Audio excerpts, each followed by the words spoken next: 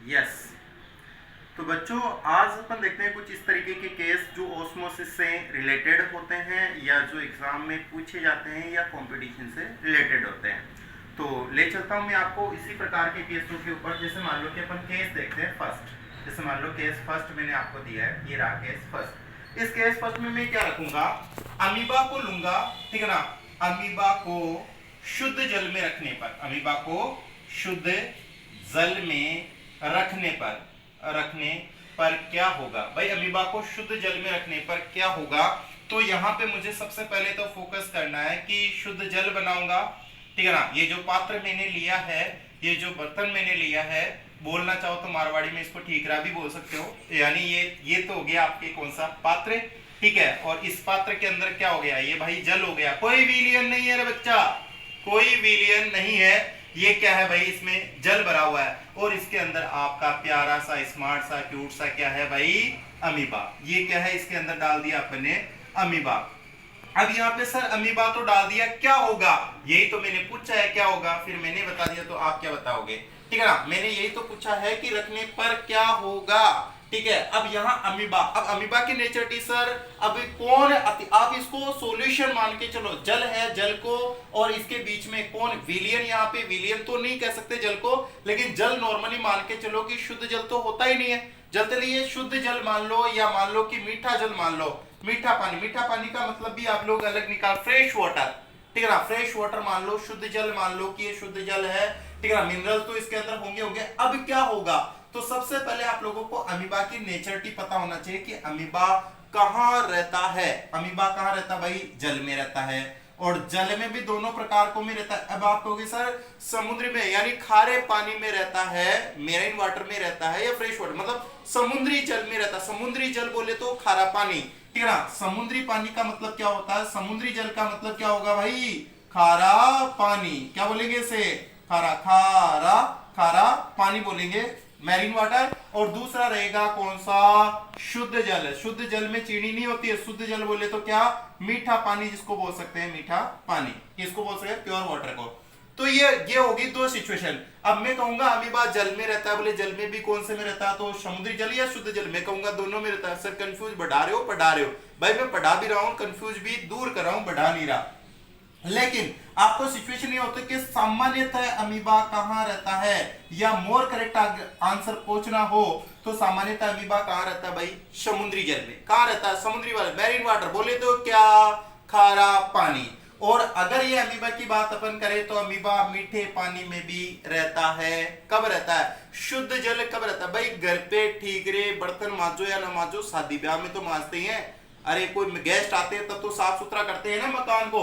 तो ये शुद्धता वाला जो शुद्ध पानी की बात है, तो ये शुद्ध पानी यानी प्योर वाटर में अमीबा कब जाता है, जब क्या होना करना होता है, रिप्रोडक्शन, यानी क्या करना होता है, जनन के लिए या प्रजनन के लिए, जनन के लिए अमीबा, रिप्रोडक्शन के लिए अमीबा किसकी मदद लेता है, शुद्ध पानी की यानी शुद्ध जल में जाने की कोशिश करता है। इसका मतलब सामान्य जीवन रहेगा वैसे रहेगा। सामान्य तो अमीबा क्या रहा भाई, सामान्य तो अमीबा क्या रहा, तो अमीबा कैसा होगा, अमीबा किस में रहेगा, खारे पानी। तो अमीबा के अंदर क्या होंगे, अमीबा में क्या होगा भाई, नमक होगा, साल्ट होगा, मिनरल्स होंगे। यानी आप लोगों ने तो ये भी पढ़ा होगा, क्योंकि केस एक ये भी आता है कि समुद्र के आसपास रहने वाले लोगों में कौन सा रोग नहीं होता, कौन सी डिजीज नहीं होती। तो इसका आंसर भी क्या जाता है, गोइटर डिजीज नहीं होती। जानते हो गोइटर, इंग्लिश से डरो मत, इंग्लिश को सीखो, ठीक है ना। गोइटर बोले तो गलगंड या घेंगा रोग, गलगंड या घेंगा रोग, अरे वो गले में सूजन वाला, कभी आपने देख रखा तो आयोडीन की कमी से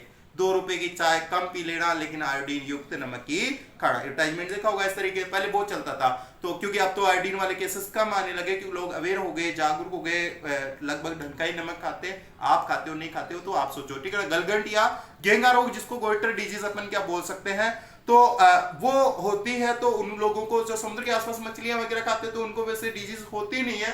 तो यहाँ पे भी मैं कहना चाहूंगा कि अमीबा खारे पानी में रह रहा है, अमीबा खारे पानी में रह रहा है, अमीबा समुद्री जल में रह रहा है। तो अमीबा की प्रकृति कैसी हुई, लवणीय। इसको लवणीय भी बोलते हैं। लो भाई, एक नया शब्द लवणीय, मिनरल वाटर, लवणीय जल भी इसको क्या बोल सकते हैं भाई, लवणीय जल भी हो गया। बस ये लवणीय जल आया और सफलता नजदीक है। अमीबा किस में रहेगा, लवणीय में। तो अमीबा की बॉडी कैसे रहेगी, इसमें भी तो जल होगा ना, जल है तो कल है, अमीबा हो या अपन हो, सब में ही जल है, ठीक है ना। तो जल, जल कौन सा रहेगा, जल कैसा रहेगा, लवणीय। कैसा रहेगा भाई, मिनरल्स वाला, इंग्लिश में मिनरल्स बोलते हैं। लवणीय जल रहेगा किसके अंदर, अमीबा के अंदर। अमीबा के अंदर क्या रहा, लवणीय जल। तो इसका मतलब सांद्रता किसकी ज्यादा, अरे बोलो भाई, सांद्रता किसकी ज्यादा, अमीबा की सांद्रता ज्यादा है या जो सामान्य जल है, सामान्य लिख दू लो, कंफ्यूज ना हो, सामान्य जल की सांद्रता किसकी ज्यादा, सांद्रता किसकी ज्यादा, सांद्रता किसकी ज्यादा होती है, लवणीय जल की, क्योंकि मिनरल्स इसके अंदर है तो यहाँ पे सांद्रता इसकी ज्यादा है और इसकी सांद्रता क्या है भाई, कम है। तो छोटी सी बात अब और बची है कि सांद्रता इसकी ज्यादा है, इसकी कम है। आपको पता होगा कि अधिक सांद्रता से कम सांद्रता की ओर पदार्थ भी जाते हैं और जल भी जाता है। देखो क्या होगा, इस अमीबा के अंदर मिनरल्स खूब सारे, तो ये मिनरल्स तो जैसे मान लो ये मिनरल्स है, मिनरल्स को मैं ऐसे बना देता हूं आप लोगों को समझ में आ जाए। तो ये मिनरल्स अधिक सांद्रता इसके अंदर है, तो ये अधिक सांद्रता से कम सांद्रता, यानी मिनरल्स तो कहां आएंगे, बाहर आएंगे। मिनरल्स तो कितने होंगे, ये तो आएंगे बाहर। और जल की सांद्रता किधर है ज्यादा, जल अंदर क्या है, कम है। जब सांद्रता ज्यादा होती है तो जल की मात्रा क्या रहती है, कम रहती है। यहाँ पे सांद्रता कम है तो जल की मात्रा क्या है, अधिक है। तो जल अधिक से कम की ओर जाएगा और सांद्रता में पदार्थ, सांद्रता में पदार्थ भी किधर जाएंगे, अधिक से कम की ओर। ये जो पदार्थ है, पदार्थ बोले तो अपने पास में कौन है, यहाँ पे लवण है। जो लवण है वो भी क्या जाएंगे, अधिक से कम की ओर। सोचो, सोचो जरा, सोचो, ये अमीबा है, ये अमीबा है, तो अमीबा में क्या है, लवण। तो लवण की गति, खनिज लवणों की गति किधर होगी, बाहर की तरफ, और जल किधर जाएगा, अंदर की तरफ। जल किधर जा रहा है, अमीबा के अंदर की तरफ, क्योंकि अमीबा में जल की क्या है, कमी। अब किसी बॉडी के अंदर, किसी भी शरीर के अंदर अगर जल भर जाता है, अरे मिनरल्स तो कितने हो सकते हैं, जल भर जाता है, तो वो फूलेगी कि सिकुड़ेगी, अरे बोलो भाई, फूलेगी कि सिकुड़ेगी, बिल्कुल फूलेगी। सही कहा आप लोगों ने, फूलेगी, यानी अमीबा फूलेगा, अमीबा में तीव्र क्या होगा। और अमीबा अगर आपने लंबे समय तक रखा तो अमीबा की बॉडी फट भी सकती है। सर अब हम भी पढ़ सकते हैं, अरे आप लोगों की बॉडी, आप मल्टी सेलुलर हो, आप बहुकोशिकीय जीव हो, वो बेचारा एक कोशिकीय जीव है। दया खाओ, रहम करो अमीबा के ऊपर। अमीबा को अगर लंबे समय तक शुद्ध जल में रखा, ठीक है ना, तो अमीबा की बॉडी फट सकती है। ऐसे आप यहाँ पे कर दो, अमीबा क्या हो जाएगा, फूल जाएगा। तीव्र क्या होगा, तीव्र पराशरण। अब आंसर क्या जाएगा यहाँ पे, एनएस क्या जाएगा, आंसर जाएगा कि इसमें क्या होगा, तीव्र गति से। तीव्र गति से क्या होगा भाई, तीव्र गति से क्या होगा, पराशरण। अरे जरा बोलना, अरे गजवा बताना, कौन सा पराशरण, एंडोस्मोसिस की एक्सोस्मोसिस, यानी बही पराशरण या अंत पराशरण तो होगा, पराशरण तो होगा मान लिया मैंने, लेकिन बही पराशरण होगा या अंत पराशरण। यानी जल किधर जा रहा है, बॉडी के अंदर जा रहा है कि बाहर निकल रहा है। सर इधर से जल अंदर घुसड़ रहा है, इधर से जल अंदर जा रहा है। अरे जल अगर बॉडी के अंदर जाता तो उसको क्या कहते हैं गजवा, अंत पराशरण। तो यहाँ पराशरण कौन सा होगा भाई, अंत पराशरण, एंडोस अंत पराशरण होगा, एंडोस्मोसिस होगा, और तीव्र गति से अंत पराशरण होगा। और अमीबा क्या हो जाएगा, अमीबा फूल जाएगा। अमीबा क्या हो जाएगा, फूल जाएगा। एक क्वेश्चन आया तो उसमें आया था कि तीव्र परिवर्तन होता है। ओके, तो ये केस आपको समझ में आया होगा। ऐसे ही केसों के साथ में अपनी और क्लास में मिलते रहिए, तब तक के लिए ton Tanatan good bye, thank you.